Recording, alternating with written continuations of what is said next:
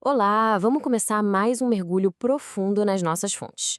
Hoje, a gente vai analisar uma palestra bem interessante e bastante específica do padre Paulo Ricardo, chamada O Papel Espiritual da Mãe. O nosso objetivo aqui é mapear, de uma forma totalmente imparcial e estruturada, os argumentos teológicos e psicológicos que o palestrante apresenta sobre a maternidade na era moderna.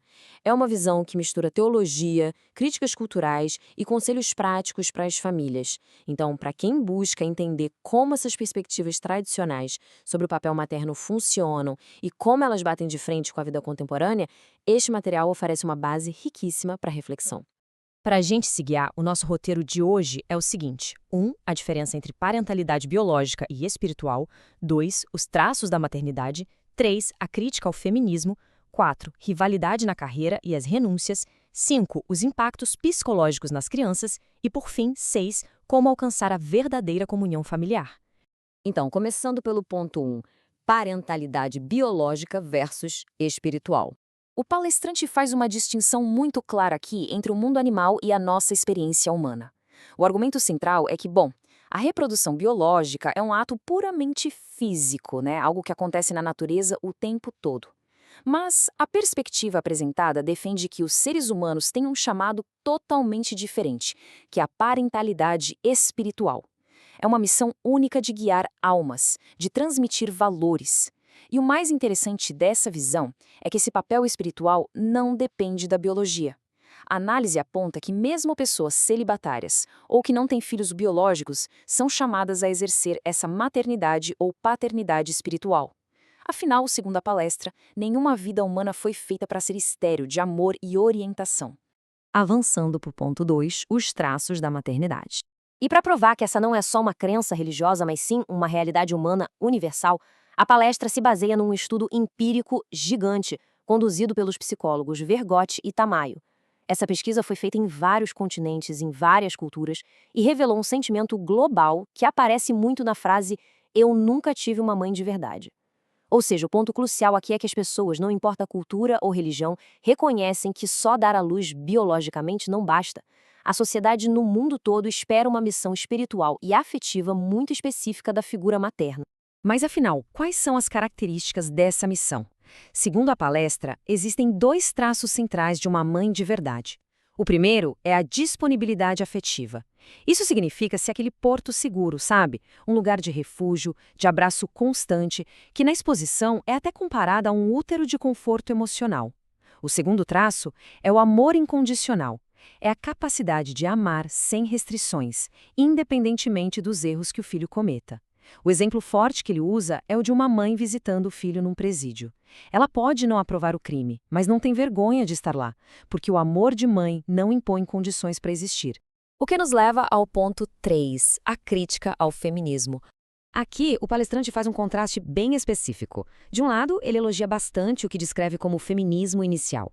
Ele classifica como um movimento justo, maravilhoso, que buscou, e com razão, igualdade de direitos civis, dignidade, direito ao voto e participação pública para as mulheres. Por outro lado, ele tece uma crítica super contundente ao que chama de feminismo radical moderno. Segundo a fonte, esse movimento mais recente, que ele descreve como tendo raízes ateias, tenta apagar as diferenças naturais entre homens e mulheres, que, na visão dele, foram desejadas pelo Criador. O argumento é que tentar abolir essas distinções é tentar destruir a essência acolhedora que define a feminilidade e a maternidade espiritual. E isso nos conecta ao ponto 4, rivalidade na carreira e renúncias. Esse ponto ilustra bem o dilema moderno diagnosticado na palestra, o alto preço da rivalidade profissional. O argumento levantado é que, ao tentar equiparar salários a todo custo, muitas mulheres acabam entrando numa espécie de competição financeira com os próprios maridos. E o resultado prático dessa busca por igualdade extrema, sugere a visão apresentada, é que a maternidade acaba sendo delegada. As crianças ficam em creches, com babás ou parentes durante muito tempo. A palestra afirma que essa escolha frequentemente leva a uma frustração pessoal muito profunda, porque a mulher acaba percebendo que o seu papel essencial de mãe foi deixado em segundo plano. E para embasar isso, são trazidos dados de um estudo do pesquisador Ken Lucas, nos Estados Unidos, que mostra uma preferência bem clara. Quando as mulheres da pesquisa tiveram que escolher, elas demonstraram preferir trabalhos com salários menores, mas que dessem flexibilidade ou a opção de meio período para focar na família. Isso em detrimento de salários mais altos, que exigissem passar menos tempo em casa.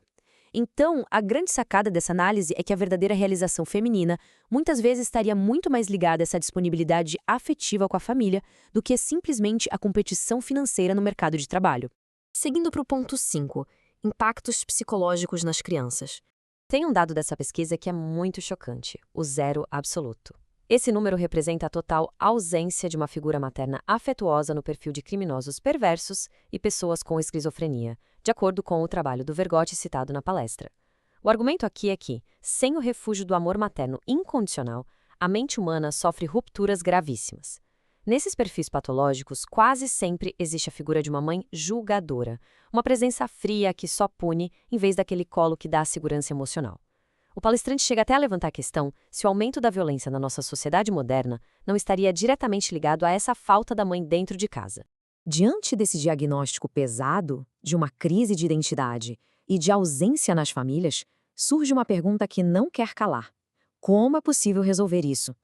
A palestra não fica só apontando os problemas. Ela também propõe algumas diretrizes e soluções espirituais. O que nos traz ao ponto 6, alcançando a verdadeira comunhão familiar. A primeira solução que a fonte propõe é voltar ao que eles definem como comunhão espiritual. Seria um estado no casamento onde o casal compartilha tudo de forma incondicional, deixando de lado qualquer tipo de rivalidade financeira. O material critica de forma bem dura os casais modernos que vivem dividindo despesas na ponta do lápis, apontando o que é de quem, agindo nas palavras do próprio palestrante, como se estivessem se preparando mentalmente para um divórcio. A ideia é que a união autêntica exige que o casal haja como uma entidade única.